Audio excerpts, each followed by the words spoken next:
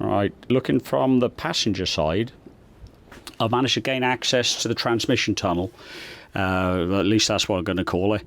I didn't have to take all the sound deadening mat out, thankfully, because there was a flap in the middle I could get access to. So I've took the seats out, as you can see, because it's a little bit easier.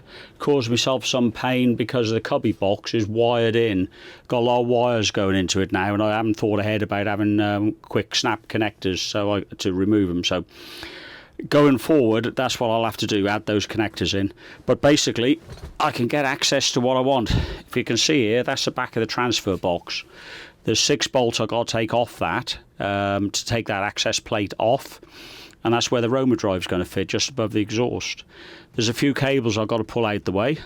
We'll do that in a few minutes. What I need to do first, though, is just warm the engine up, get the transfer oil moving around so it's going to be easy to drain out, because that's what I need to do now, drain the oil out of the transfer box. So we'll warm that up, I'll read the instructions, and we'll carry on with the Roamerdrive fit. Right, under the truck now, just draining off the transfer box oil.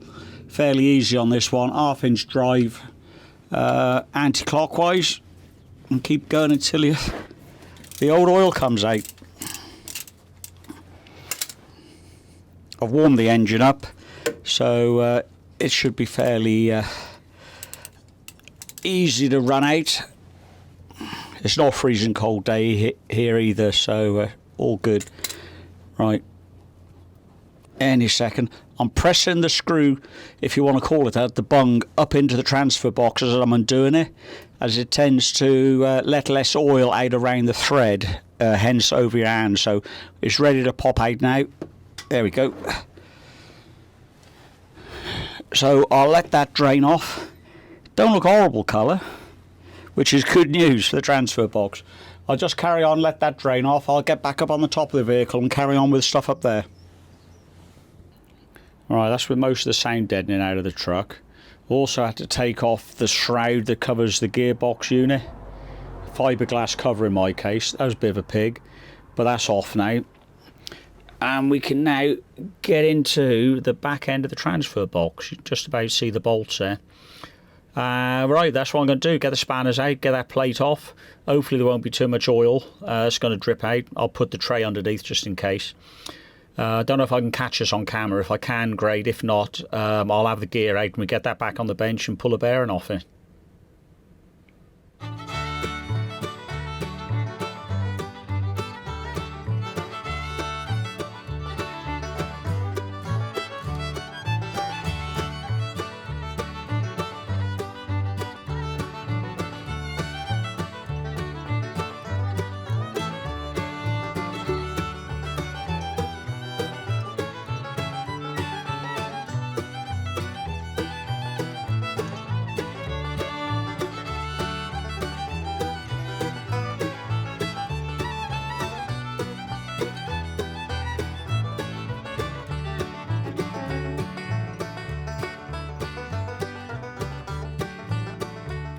Alright, that's the original transfer gear I got out of the transfer box. There's a back plate. Keep all these, because if you ever want to sell your vehicle and you don't want to sell it with a Roamerdrive, you're going to have to put these back in. But there we go. Let's get down to some work now. This is a bearing I've got to take off. It's got to go on there. So we'll get this over on the bench, get the bearing puller on it. Hopefully that'll come off quite well, and we can just press him back onto that. So I'm going to clean this up first, just dog see the rabbit and all that, get the bearing off, and away we go. I've tried the bearing puller and that's not working. So Roamerdrive say you can pretty much chisel it off, which I was a bit more reluctant to do. That's why I went down the bearing route to start with, bearing puller route. But it is moving like this, so you just got to be careful. So and keep turning the gear, just a little bit, and we'll get there.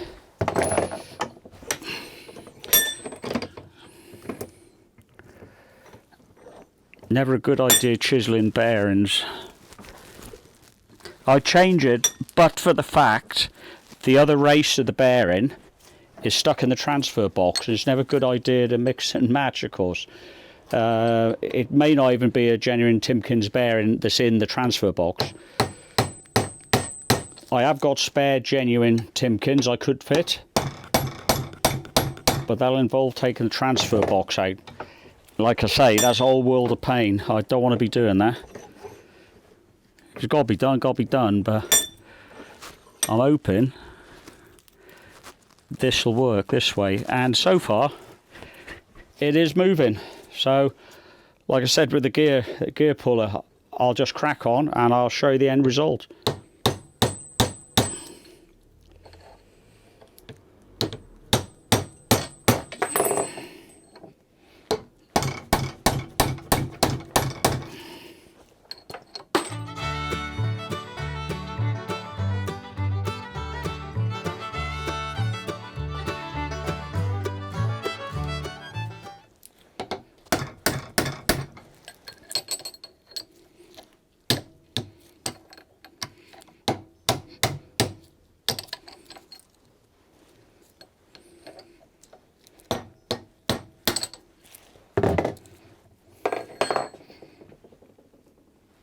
Hallelujah. In one piece. Just seeing if it's a genuine Timkins. Yes, it is. I'm happy about that. Not brick part. So we'll give this a thorough clean. I'm going to go over the IPA, give it a clean up, proper inspection. And if it's okay, we'll get pressing it back onto the Roamer gear. Right, good news, the bearing came off in one piece. I've cleaned it up and it's serviceable. So we're going to refit it to this gear in a moment. One thing you do need to check for though, the transfer gear you take out, it's got to be 33mm wide, the teeth, and there's got to be 26 of them. If it isn't, you got the wrong Roamerdrive kit. In my case, I appear to have ordered the right one, which is always good. Right, this is a gear I got to stick a bearing on, the one I took off. So pop that out of the Roamerdrive, like so. Now, be aware, there's a crush washer on it. Conical crush washer. You've got to replace this every time you take the Roamerdrive out, so be aware of that. It's a Land Rover part, so you're going to be able to get hold of it easy enough. I'll put the part in the description, but it fits this way round. I don't know if you can see that terribly well, but concave side into the gear, I believe. It's all in the instructions, so you're not going wrong. I'll double check that, but I think I'm right. And that's the way Roamerdrive have supplied it to me, so I think it's highly unlikely they would have fitted it the wrong way round. So I'll take that off now before I lose it. And we'll get over to the bearing press and press on the bearing. I've made sure this end of the gear is clean, as the bearing is also. Nothing there for the bearing to foul on.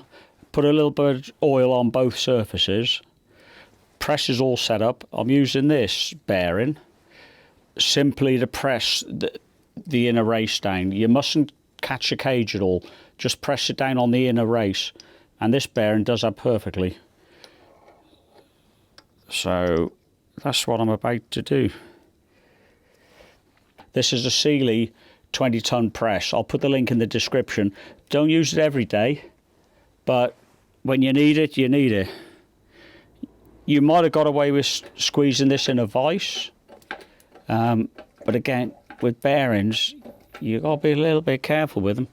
Treat them with respect. That's going on square, which is obviously what we want. You can put bearings on cockeyed, and that'll cause you a lot of trouble. So it's creaking a bit, but it's no real pressure. It's going on very, very well. So all I'm looking for is this bearing bottoming out on the shelf there, on the lip. Now what's happened now, the inner gear is touching on this bearing race, so we have to rejig it now a little bit. So what I need to do is find another ring that'll press on the inner bearing race, but not on the gear. Let me show you what I'm talking about. See, the two surfaces are flush now. So I've got to get on here and press it down a little bit more. Only a couple of mil, but that's what we'll do now. Probably off shot, then it'll all be done. Unfortunately, I've not been able to find anything else that's just the right size, not too big, not too small. So I've not done this before, but it's working. I've got 3 nuts spaced equally around the inner race that I want to press down onto the gear. They in turn are pressing on this old bearing at the top. and it's working. It's going down. It's nearly there now. You'll hear it. Well, it's actually down. You kind of missed it. But yeah, that's how I did it. See, this is all lovely free. Not being pushed down on at all. It's only the inner race that's got the pressure on it. And the gear has bottomed out. The bearing has bottomed out on the big gear, which is exactly what we're looking for. So, hey, happy days. Right, put that on the Roamerdrive and we'll see if we can get it in the truck. One quick thing I want to point out. This is the old transfer gear. You can see there's holes here. There's 4 holes cut into the gear itself.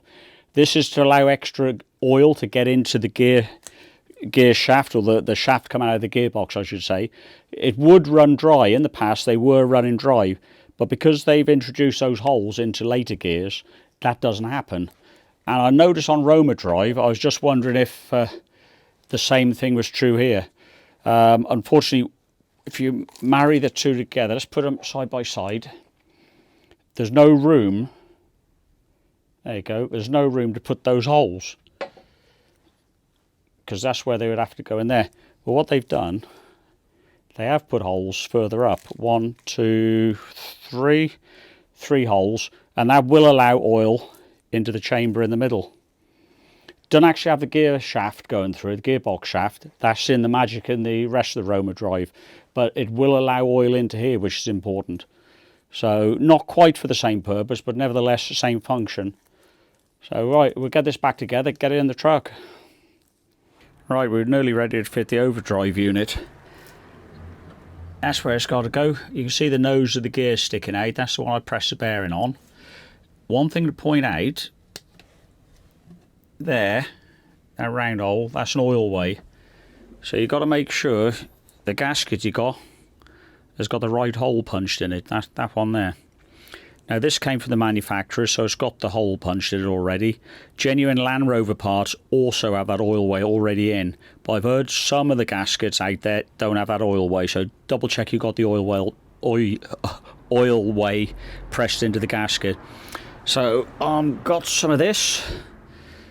I've got to put a bit of gasket cement on both sides of this unit, then fit the old overdrive. I'm not going to be able to video that really because of access, but basically the 6 bolts, each one of them has got an O-ring underneath, oil control. So before you fit it, put a drop of oil under each of the bolt heads, then with a gasket basically offer it up. 25 foot-pounds I believe. I'll come back to you on that one for the 6 bolts, same as the original transfer box power takeoff. So yeah, we'll get that in and you have a look when it's in. Oh, I'm happy to say the overdrive unit is installed. All went fairly well, just 6 bolts, 25 foot-pound, 34 newton meters. Tighten them all up. Tighten them up evenly in the sense, I mean, do one up to perhaps half the poundage you need, then do the one on the opposite side, and sort of like you would a cylinder head. That's what I'd advise anyhow. Well, they're finally torqued up.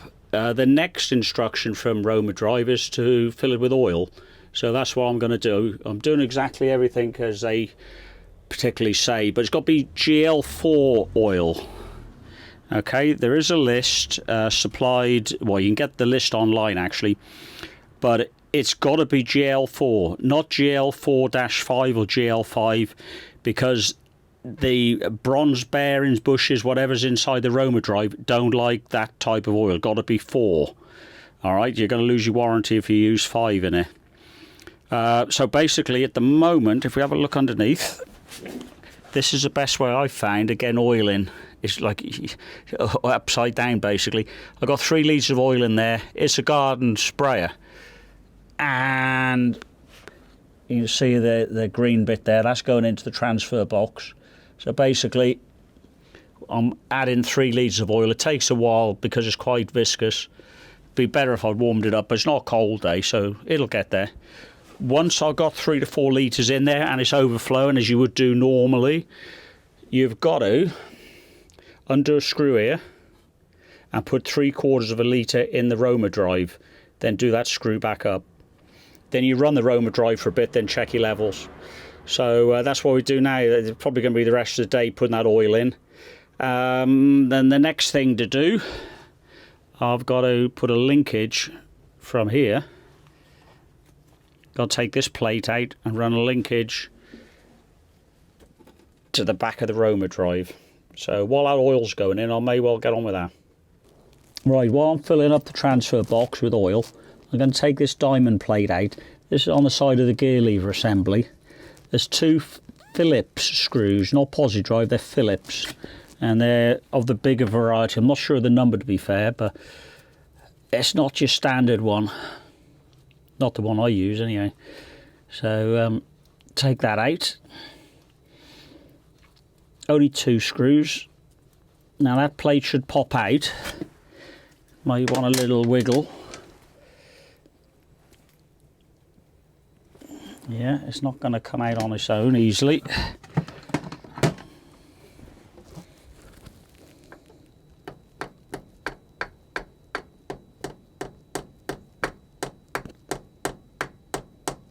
Right, it's moving now. Just gently tap in the back. Don't go too hard with it. Looks like an O-ring in there, which has done its work. It's kept all the oil in. So this is what we're removing. To be replaced by this. Screws are included in it, of course. It does say to grease this up. So I'm going to do that. It does look quite dry, to be fair. So we get some grease on that and put it back together. And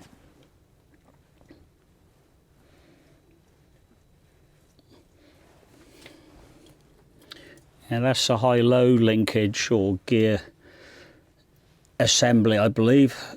Rarely use it. Don't get a lot of snow where I live, so normally it's in high. I'm going to stick a little bit of grease on the end of this as well, and just a tad on the oil ring so it slides in nicely.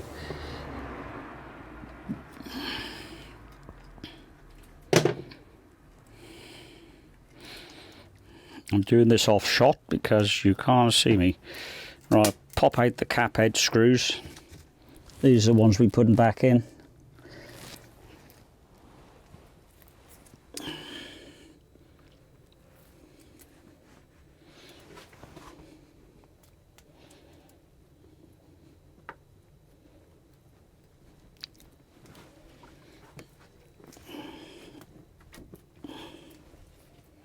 I've got to take that foam pad off now. I've got to cut a hole in it. I was trying to leave it on for now. £25 these are, these foam pads, if you go buy them. Ridiculous price. But it is what it is. I'm trying to leave that on there for now. I'm going to come back and do it, of course.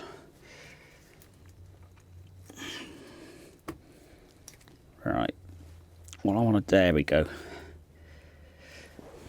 I think you can see what's going on. We'll put the cap heads in there.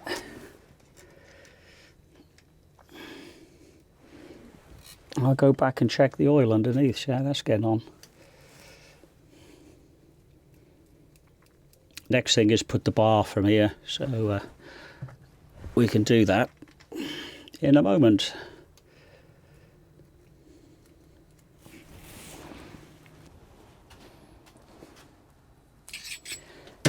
Right, these look like 5mm cap head bolts, which they are.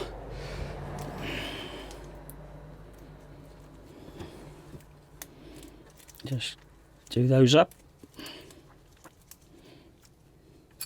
There's no torque setting on these, but it's not silly torque. It's you're going into an aluminium casting, so use your head on that one. I'm not putting any Loctite on them.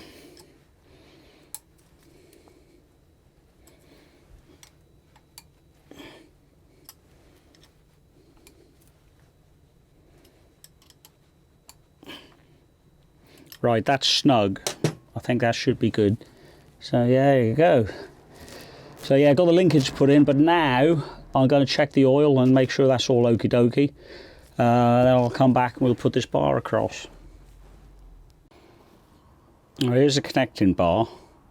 You got rose eye joints, I believe they're called, in either end. One's a normal thread, the other one's left-handed thread. So with the bar, you'll be able to turn it to alter the gap between the two eyes quite well. You're supposed to set it to 53 centimetres, but fine adjustment can be done on the truck.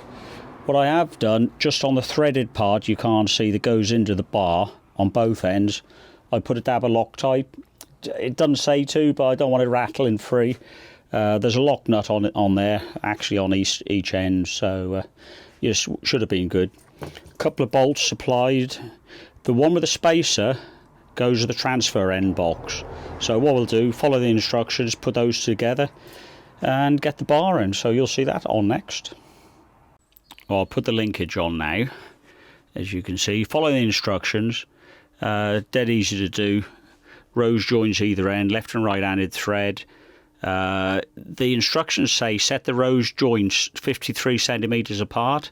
Now I did that, and the lever was way this way, even in the engaged position. So I've adjusted it so when it's in gear, it's near vertical. So that's how I want to do it. I can't see any reason why not. It's fully engaging okay. Down here is a bit tight with the bolts, but everything's a bit tight, to be honest. We'll go and have a look down here. This is the other end of it. If I can actuate that. So it's nice and smooth. The tie rod isn't catching on anything. It's clear of the bodywork, clear of the cables. What I did have to do with the cables though, a lot of them are on metal clips like that. See the metal work there? There was one, if you have a look down here,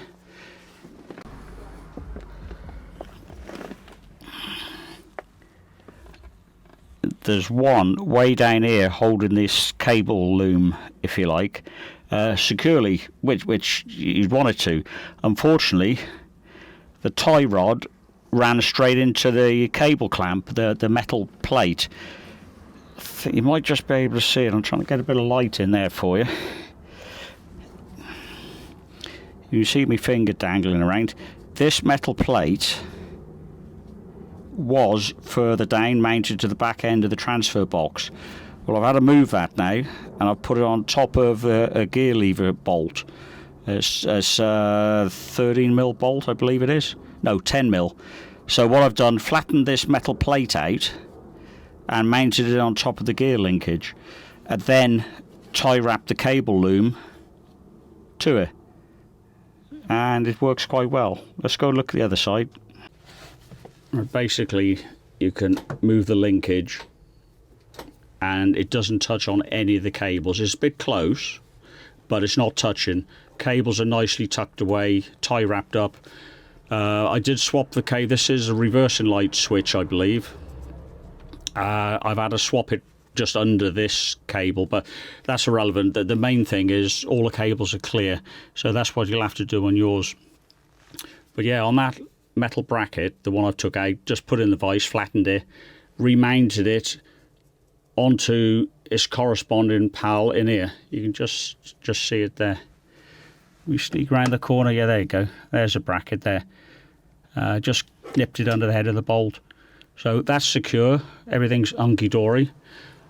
I've topped it up with oil as per instructions, and I have actually run it for 10 minutes, so everything seems alright. It changes gear. So I'm at the point now of reassembling it. So that's a 2-hour job, I reckon, now, putting that back together. So I'll do that. I'll show you when it's all back together, and we'll nip out on the road, have a little bit of a road test. Right, there you go. The truck's all back together. Took about another 2.5 hours. This sound deadening mat here, very, very good to deaden the sound. Not so good if you want to conserve time, because, as I say, 2.5 hours to get all that back in. But it's all in. Roamerdrive does work. I've been for a jolly round the block. Functions as it should. Got a little bit of a whine from it, but Roamerdrive tell me 10k later we should be good. Other people say 500 miles. So what I'm going to do is give it a 500-mile run over the next few weeks. I'll record the miles per gallon to see if that's improved. By which time this foam pad will be replaced. You can see I've cut a hole in it. Well, hacked a hole in it, more like where the Roamerdrive stick goes. But also it's the original pad, I think, and there's some gaps that's letting a lot of sound in. So I'm going to renew that, get it all back together. Then we can go for a little jolly, record what's going on, and compare the revs to what it was before the Roamerdrive and the Roamerdrive fitted. So that'd be a good comparison. And you'll also have miles per gallon statistics. So keep a lookout for video 3. I appreciate you've watched the first 2. So yeah, I hope you found it interesting. Thumbs up would be great. Thanks for watching.